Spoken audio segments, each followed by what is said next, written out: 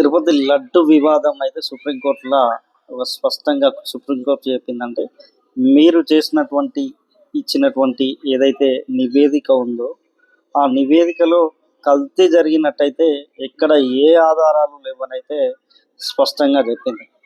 అంటే మీరు గతంలో ఇప్పుడు జూలై 6-12 తారీఖు సంబంధించినటువంటి ఏదైతే నెయ్యి ఉందో ఆ నెయ్యిని టెస్టులకు పంపించడం అయితే జరిగింది. దాని తర్వాత వీళ్ళు చేసింది ఏంటంటే సెప్టెంబర్ 18 ముఖ్యమంత్రి గారు దాని మీద ప్రెస్ మీట్ పెట్టి మాట్లాడడం జరిగింది. అయితే వాళ్ళు ఇచ్చిన నివేదికలో కూడా స్పష్టమైన ఆధారం అయితే ఎక్కడ ఉన్నట్టు లేదని న్యాయమూర్తి గారు, సుప్రీంకోర్టు న్యాయమూర్తి గారు ప్రశ్నించడం అయితే జరిగింది. వాళ్ళు ఏమని స్పష్టంగా చేసిరో మనం ఒకసారి చూద్దాం. సిద్ధార్థ లూత్రా వాదనలు వినిపించే సమయంలో న్యాయమూర్తి జస్టిస్ బిఆర్ గవై పలు ప్రశ్నలు వేశారు. నెయ్యిలో జంతు కొవ్వు కలిపినట్లు చెప్పడానికి మీ వద్ద ఏదైనా ఆధారాలు ఉన్నాయా? సిట్ దర్యాప్తు సంస్థ నివేదిక రిపోర్టు రాకముందే ఈ విషయంపై చంద్రబాబు నాయుడు గారు మీడియా ముందుకు వెళ్లాల్సిన అవసరం ఏమొచ్చింది?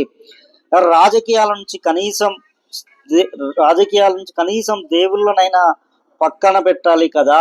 కల్తీ నెయ్యిని లడ్డు తయారులో ఉపయోగించారనడానికి మీ దగ్గర ఏమైనా స్పష్టమైన ఆధారాలు ఉన్నాయా? కల్తీ నెయ్యి సరఫరా చేస్తున్నప్పుడు ఫిర్యాదులు వచ్చినప్పుడు ప్రతి ఒక్క ట్యాంకర్ నమూనాను తీసుకొని ఉండాల్సింది. మేము ఇక్కడ ప్రసాదం స్వచ్ఛతను కోరుకుంటున్నాం అని పేర్కొన్నారు. ఇది ఎవరైతే జస్టిస్ న్యాయమూర్తి బిఆర్ గవై చేసినటువంటి కామెంట్స్. తర్వాత మరొక న్యాయమూర్తి జస్టిస్ కేవి విశ్వనాథన్ కూడా కొన్ని ప్రశ్నలు వేయడం జరిగింది. ఎన్డీడీబీ నివేదిక జూలైలో వచ్చింది. ఇప్పుడు ఏదైతే చంద్రబాబు ప్రెస్ మీట్ పెట్టిందో ఆ నివేదిక జూలైలో వచ్చింది. సెప్టెంబర్ 18 ముఖ్యమంత్రి గారు మీడియా ముందుకు వెళ్ళి దర్యాప్తును ఆదేశించినట్టు చెప్పారు.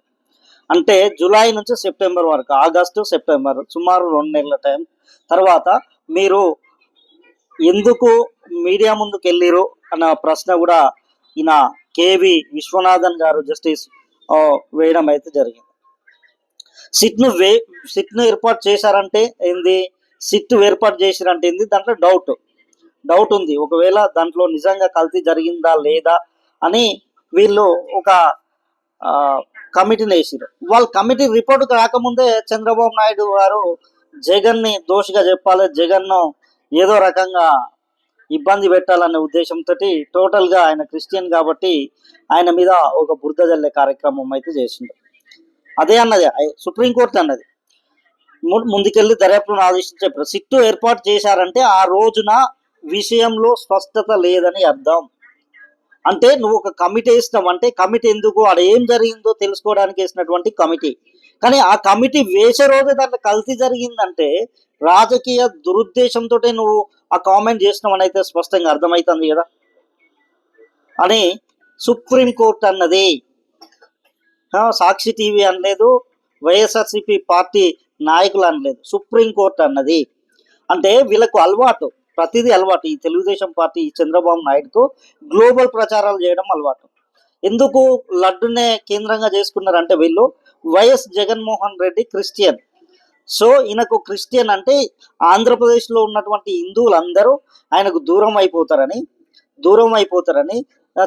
జగన్మోహన్ రెడ్డిని శాశ్వతంగా రాజకీయాల నుంచి జీరో చేయాలనే ఉద్దేశంతో వీళ్ళు చేసినటువంటి ఒక చీప్ పాలిటిక్స్ లడ్డు వివాదం. వీళ్ళు ఇచ్చిన హామీలు నెరవేర్చలేకపోతున్నారు. వరదల విషయంలో ఫెయిల్ అయిపోయారు. వరదలు విలువలనే వచ్చినాయన్న ప్రచారం ప్రజల్లో సాగుతుంది.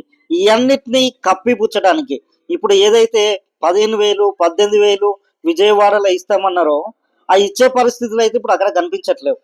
దాన్ని డైవర్ట్ చేయడం కొరకు వీళ్ళు వేసినటువంటి స్కెచ్ లడ్డు వివాదం. నేను చెప్పట్లేదు, సుప్రీంకోర్టు న్యాయమూర్తులు ఎవరైతే ఉన్నారో న్యాయమూర్తి justice B R Gavai, K V Viswanathan గారు చేసినటువంటి కామెంట్స్.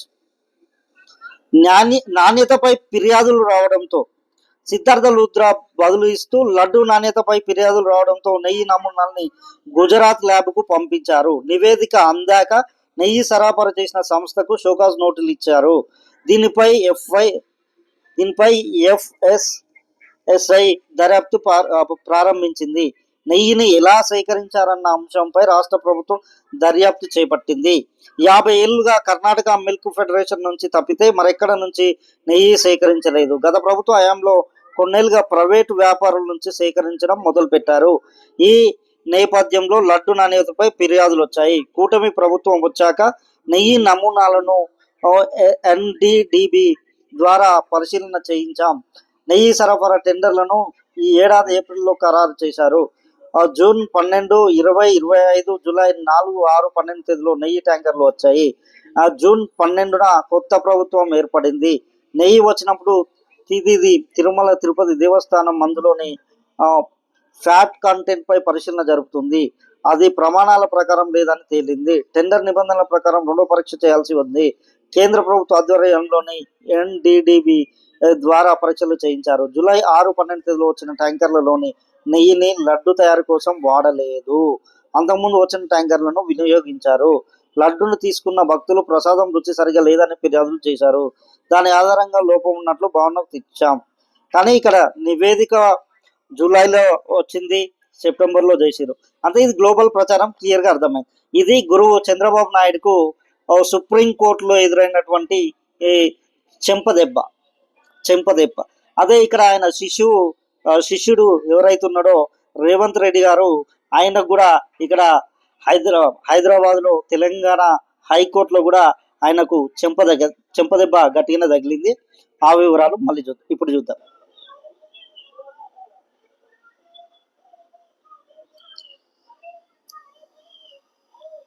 కూల్చివేతల్లో నిబంధనల ఉల్లంఘనలు స్టే ఉన్న ఎలా చర్యలు చేపడతారు?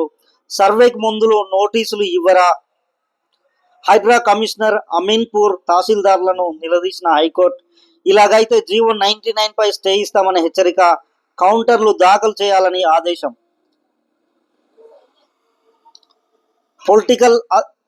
పొలిటికల్ అధికారంలో ఉన్న బాస్లు చెప్పినట్లు వింటే బలయ్యేది మీరే. ప్రస్తుత పోస్టుల్లోనే ఎప్పటికీ ఉండరు. బాస్ అసంతృప్తికి గురైతే మరో చోటుకి బదిలీ చేస్తారు. నిబంధనలను ఉల్లంఘించి బాసులు చెప్పినట్లు వింటే ఇంటికి వెళ్లాల్సి ఉంటుంది అని హైకోర్టు హెచ్చరించింది. హైడ్రా ఏర్పాటు లక్ష్యాలను ఉన్నతంగా ఉన్నప్పటికీ అని చెప్పి హైకోర్టు ఏమన్నది అనేది ఒకసారి చూద్దాం. శని ఆదివారాల్లో సూర్యాస్తమయం తర్వాత కూల్చివేతలు ఉండరాదని హైకోర్టు తీర్పు ఉన్న